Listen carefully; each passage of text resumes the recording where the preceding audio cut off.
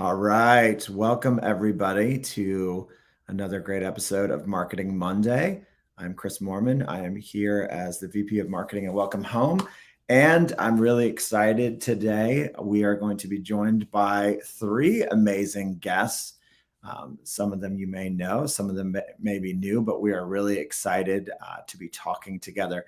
Leigh, my co-host, is experiencing a couple of technical difficulties, but we're going to jump into this intro, and then hopefully on the other side of our awesome Marketing Monday intro, she will be back with us because, it's not fun going solo on this. So thanks everyone again for tuning in, and welcome to another great episode of Marketing Monday.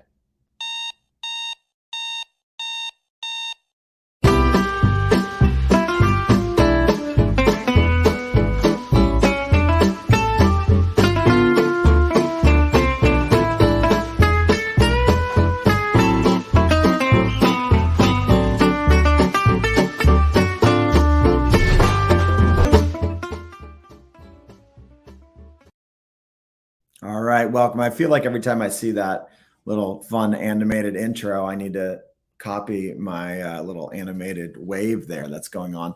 But again, welcome to, yes, Leigh, you made it. Welcome to Marketing Monday. Here's my co-host, Leigh. I'm here for 2 seconds, probably. I've got. This is supposed to happen on Tech Tuesday, Abby. If you're watching, Abby Ritchie, you have the tech problems, not Marketing Monday, right?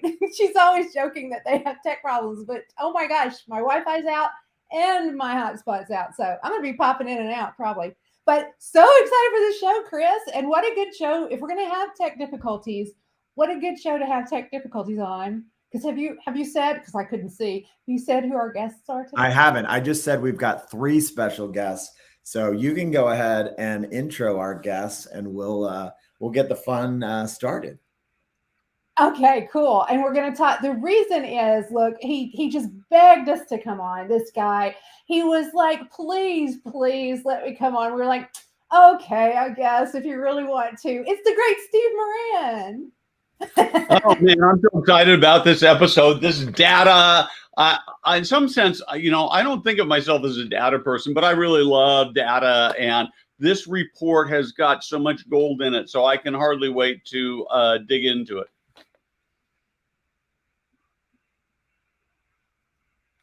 All right, I'm getting glitchy again. So, Chris, you go ahead and introduce our next guest, if you would. Absolutely. So, we are really thrilled to have another Welcome Homie back on Marketing Monday. And so really excited to have Maggie here with us, VP of Customer Insight, her and her team responsible for putting together all that gold that you just referenced, Steve. She's, she's been with Welcome Home. I think now, what is it? Are you coming up on like 9 months at Welcome Home? Something like that? That's a great question. Time flies. Definitely more than 6 months, but I haven't thought about it in a while, if I'm being honest. So, and then we've got our other incredible guest, Brandy Sharp with Allegro, and we are thrilled to have her here with us as well.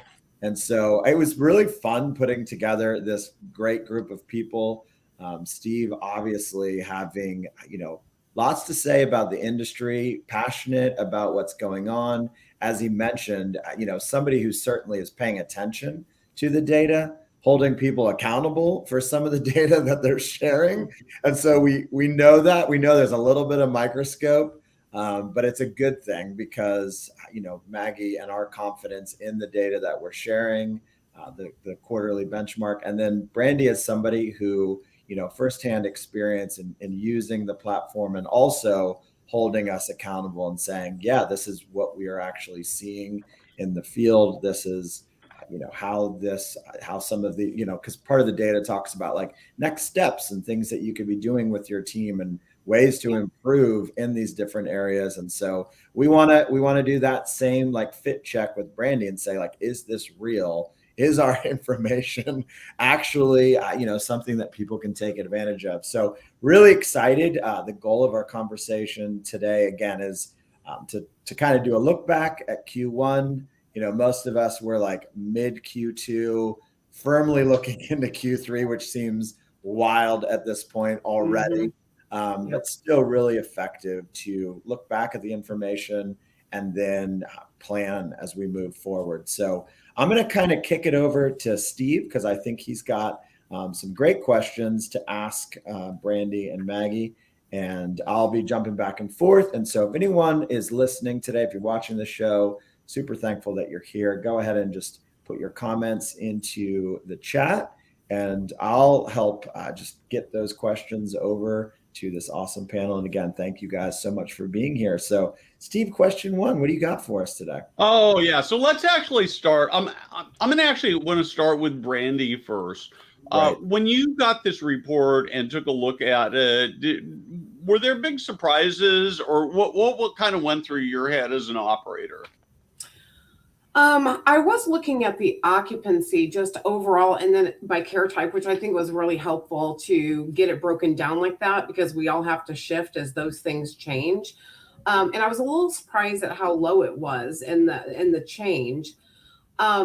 The other thing was, it was nice to see the lead aggregator information and data, to know that we're not experiencing that alone, that's kind of across the industry, that it seems the leads are getting, I don't want to say worse, but they're not as qualified coming in. So it's a lot of work for our teams to work through 50% of those leads coming in with nothing really moving forward. So I think those were the two things, Steve, that really jumped out to me.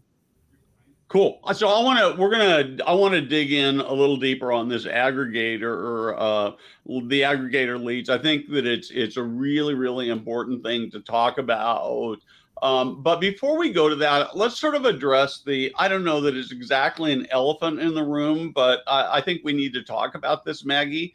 And that is that your numbers are radically different than the numbers that Nick is reporting. Can you just talk a little bit about that? And I'd love to have your thoughts. I've got some explanation I think I get, but some of it I'm just not sure about.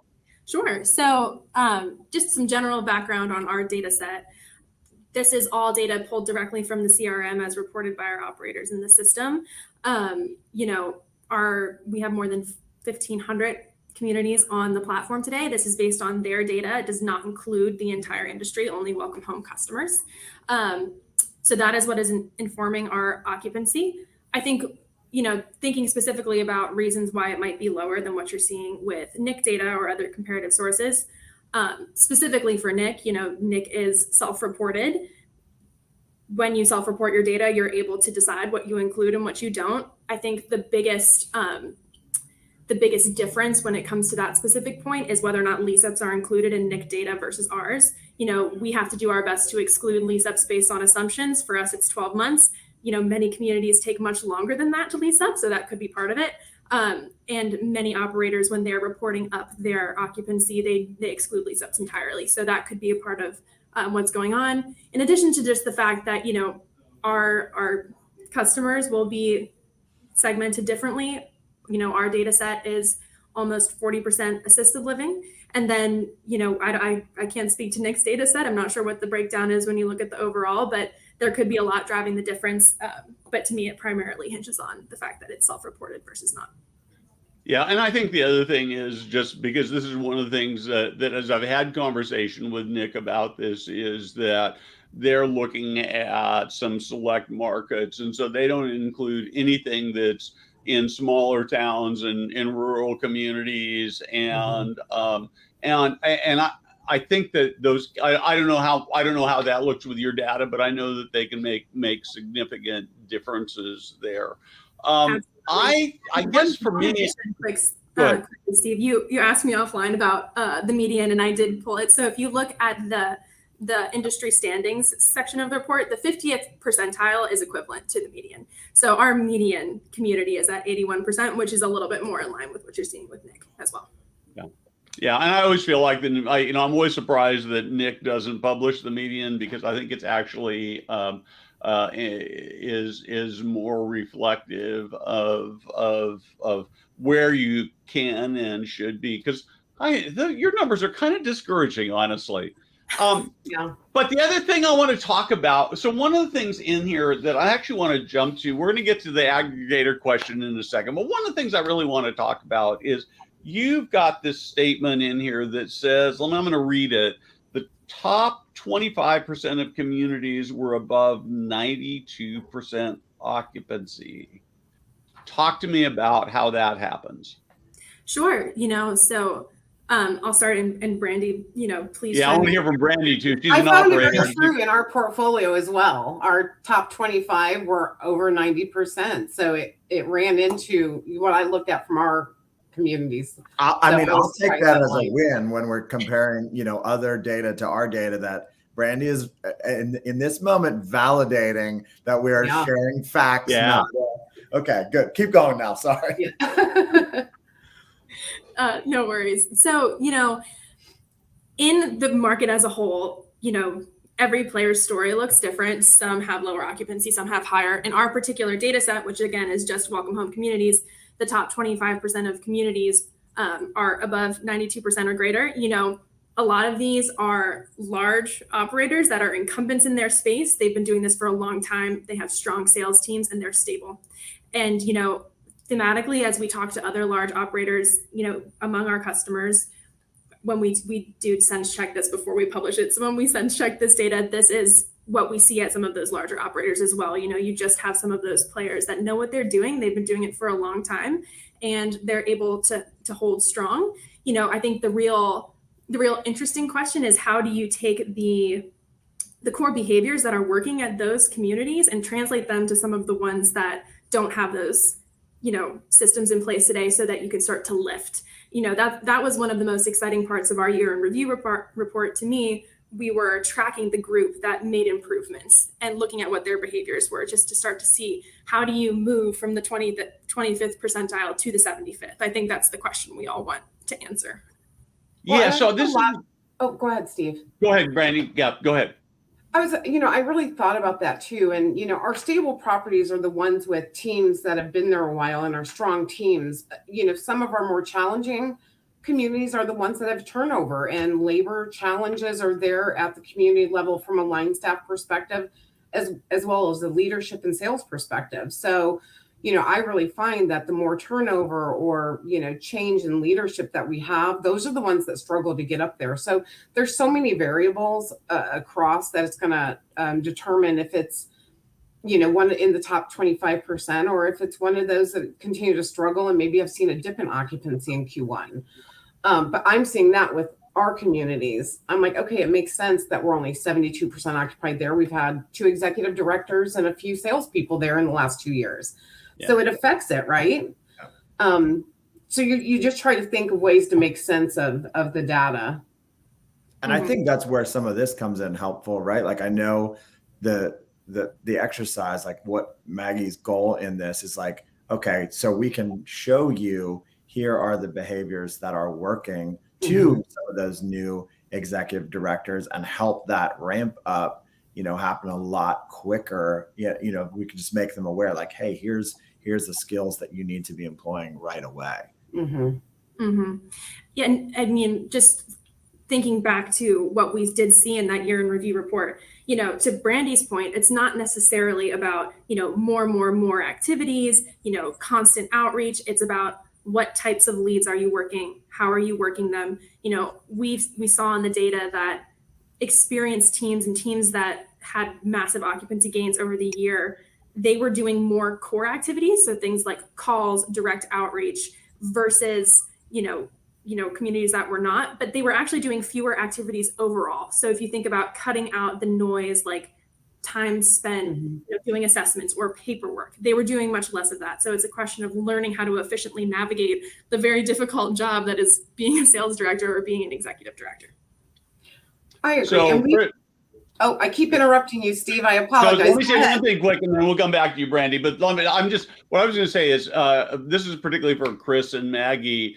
I see a couple of terrific downloads that you could create for operators who are struggling, and the things that winning teams are doing, and the things that winning teams are not doing might be almost more valuable than what they are doing. Brandy? Yeah, I was just going to say, in working through that, as a sales leader in the company, we've really thought of ways to free up our sales leaders in the communities to do things and offering tools like digital paperwork to free them up to do other things like sales, changes in our marketing of how we're sending leads into WelcomeHome. What are we doing for them for those, 50% lead aggregators that, we're trying to move forward and we call and call and call? How can we qualify those before they go to the team? So I think it's about helping the teams work smarter and not harder, and giving those tools, which essentially should affect our occupancy in the long run. So I don't know that it's just about talent in the community, but what as leaders are we offering our teams that are going to help them focus on the sales and the things we should be doing, and not all of the other stuff that's administrative and just smile and dial trying to get a hold of people. Certainly. And I mean, we just released a case study with Radiant Senior Living as well. And looking at that data, part of Radiant's process was, okay, our conversions look a little low. Let's dig into that. They surveyed all of their sales directors and found out that sales directors were spending 80% of their time managing aggregator leads that were not converting. Yeah. So then the decision was, well, why don't we refocus our efforts? Let's train them to be more focused on online, to be more focused on referrals. And as a result, if you take a look at that case study, their conversions go way up, their occupancy goes way up. So it's about understanding, what capacity does my team have? What tools do they have, to Brandy's point, and then backing them up with the training and the resources and the strategic direction to make them feel enabled to doing the right thing. There's a lot to balance. There's truly a lot to balance. I don't know if that answers your question. Okay, so I want to talk about these aggregator leads. I know. I was like, this is your springboard. Jump in. I am ready to go here. So here's the first question I have about, every time I talk to people, everybody hates the lead aggregators, right? And I want to say, as disclosure, caring.com is the aggregator that we love more than the other one, because they are a part of one of our supporters. But regardless, and we've had lots of conversations about this with them as well. So the first question I have, do you see, are there companies out there that are actually more successful with the lead aggregators than others? This becomes your third marketing piece you can put together, is if you've got companies where they're actually more successful, what are they doing differently? Sure. And I'd love to hear from Brandy too on this in terms of her community spread. But, we've looked at the data in terms of understanding who's doing really well with aggregators. In the year in review report, we saw that average conversion for an aggregator lead is, somewhere around 3 to 4%, which is quite low. So when we looked across our database and took a look at the percentiles of performance on conversion specifically, 12% is, around the 80th percentile, which is quite good. Above that, you run into, one-off cases, communities that are solely focused on one thing or another. In my view, if you have a conversion above 10% for an aggregator, that is quite good. And there are a lot of things that can be done to get to that point. I do think it comes down to being very clear on the strategy and expectations for managing aggregator leads versus others. But, I know at least A Place for Mom has a service where you can interact with an account manager, stakeholder type of person who will be very engaged in the process of reviewing their leads with you. You can set criteria for those leads. I can think of one operator example that I've spoken to who set a location criteria, no leads from outside of 5 miles away. Things like this can make a huge difference. But, I don't sit in that seat, so I'd love to hear from Brandy.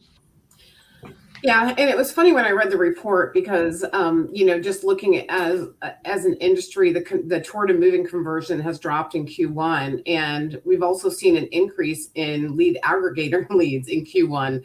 And I thought to myself, that makes sense, because as a company, we've dropped 7% quarter over quarter in our tour to moving conversion. And I looked, and we've had about a 25% increase in lead aggregators.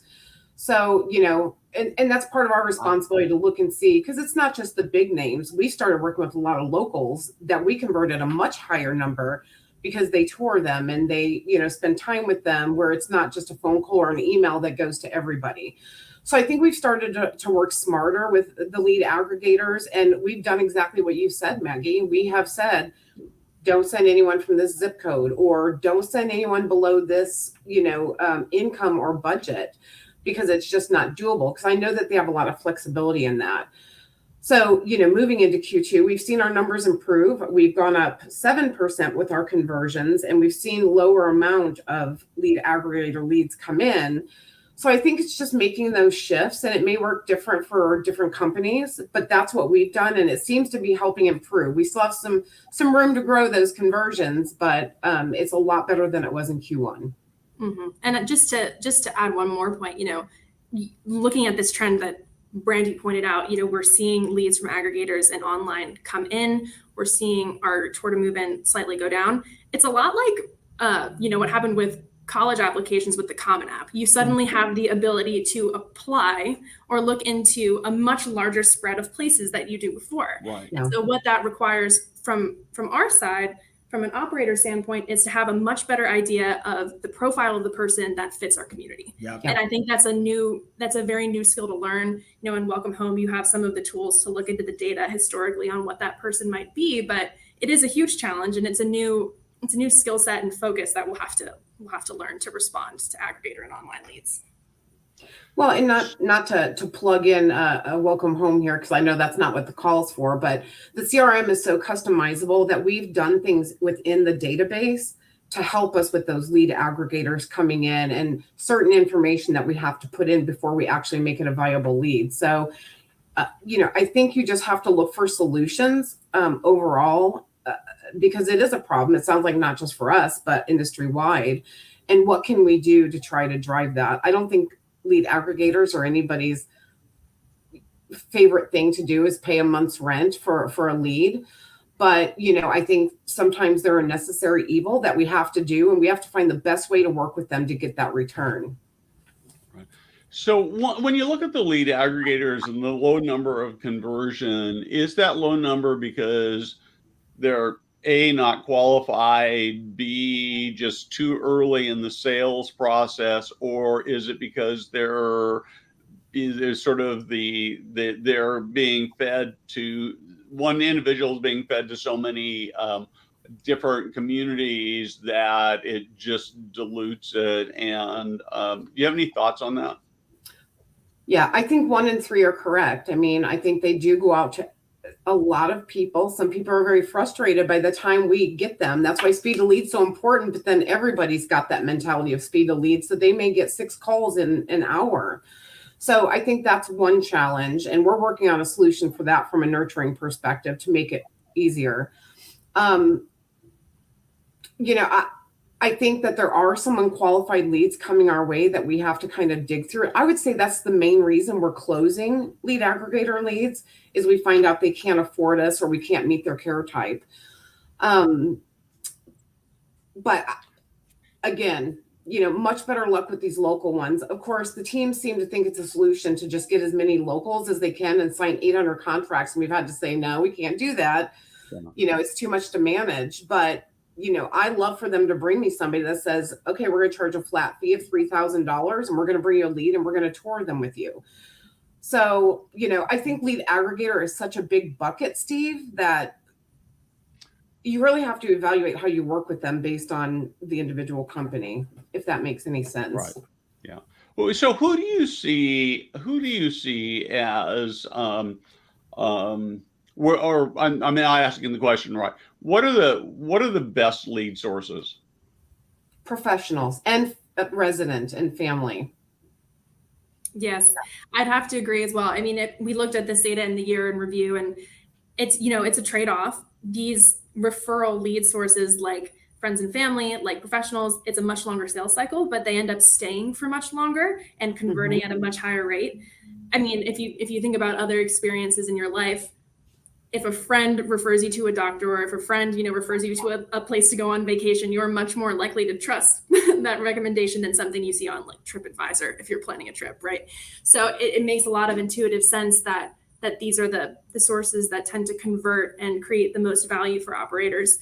But they are challenging. They are challenging in that they've got a long sales cycle. And what that means is you just have to manage your bench really intelligently and have a lot of very deliberate practices in place at the community level that are operating in an ongoing fashion. I think that's just, I mean, and I get this, that's like one of my pet peeves as an excuse is the long sales cycle, because if we're continually doing it and marketing something, we should always have a pipeline.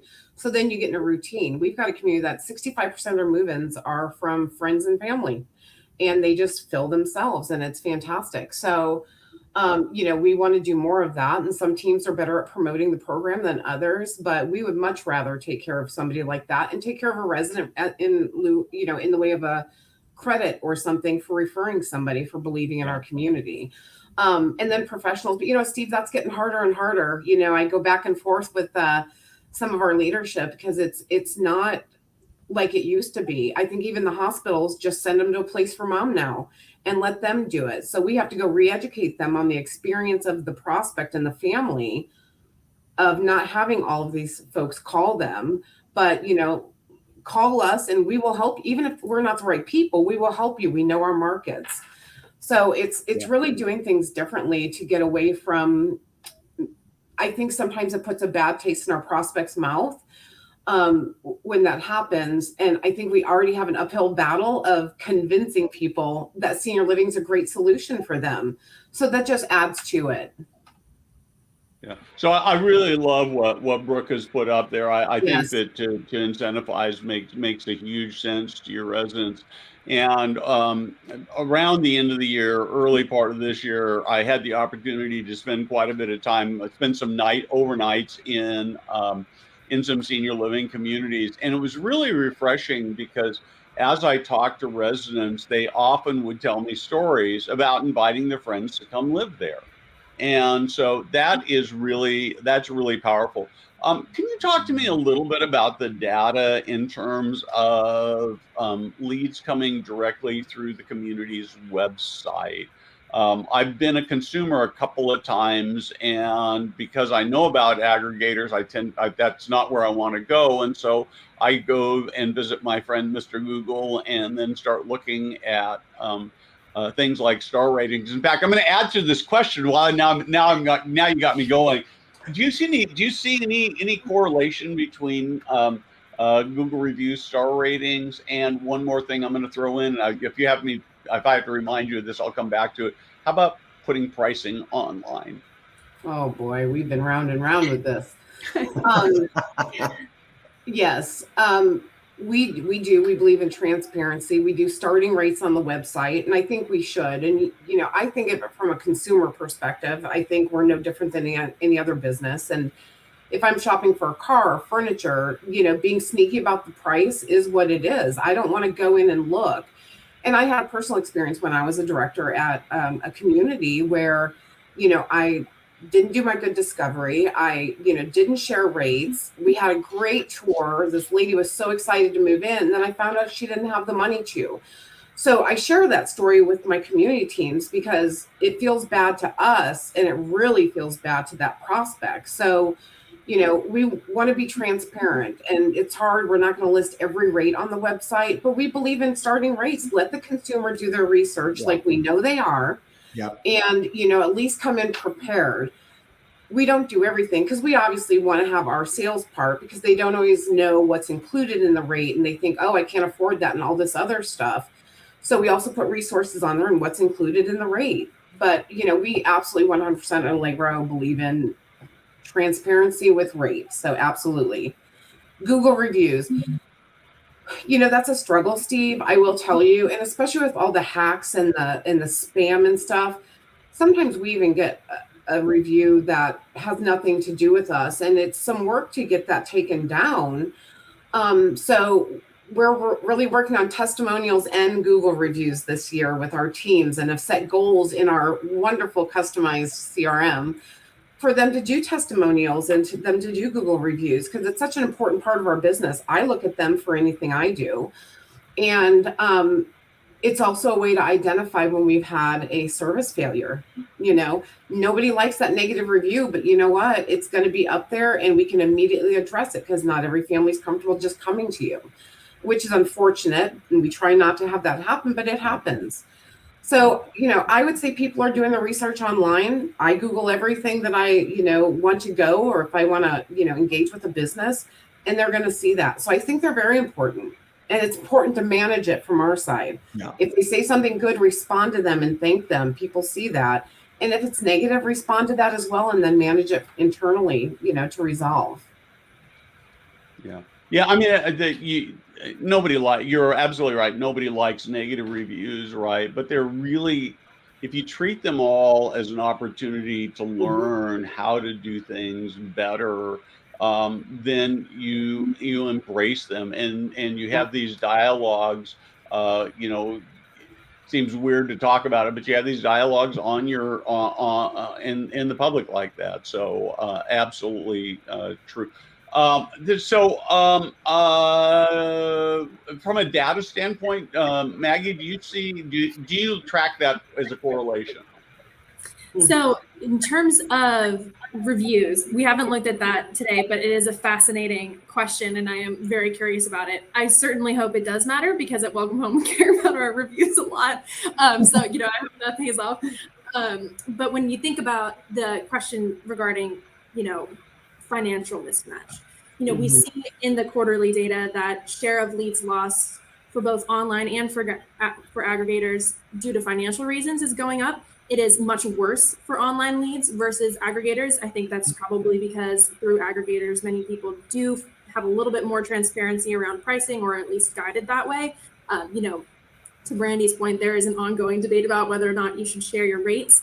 This online data for us suggests that you might want to consider doing that, just in terms of, returning to the prior conversation, in terms of identifying who that target customer is for your community and making sure that person can meet you where you are early enough in the process that it's not, clogging up your pipeline of potential leads, and you're learning after the chore that the person you put several hours into is unable to afford the offering itself. So I would completely agree with Brandy, and the data supports her point. Yeah. Well, and I would just say one more thing. I know we're about out of time, but I know that, and I get the Google reviews thing, Brandy, 100%. It's so you have so little control over it, but it's also one of the big things that Google looks at when they put together their map pack. And so I'm glad to hear that you're working on that, because it is absolutely critical to success, occupancy success. So Chris, Leanne, what have we missed here? Y'all have done really great, and I'm so glad that I was able to add a lot to this conversation. I'm very proud of that. No, I was able to watch behind the scenes, and this has been a fascinating conversation. Thank you, Chris. Is there anything else you wanted to go over?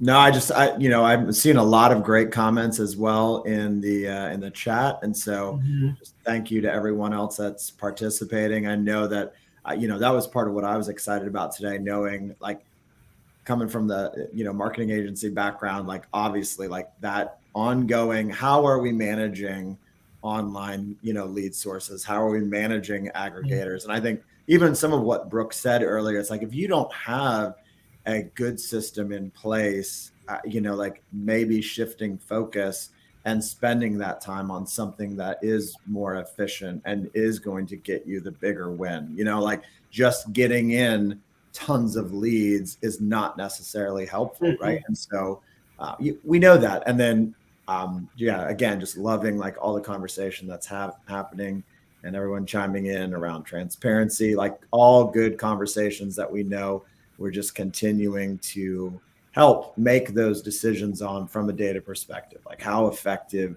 are these different types of activities. And so my last shameless plug for, obviously, download Benchmark, all of Maggie's hard work, all of what we're trying to help with, all of the things that Brandy has helped just shine a light on in terms of the practical application of these things. We appreciate all of the input today.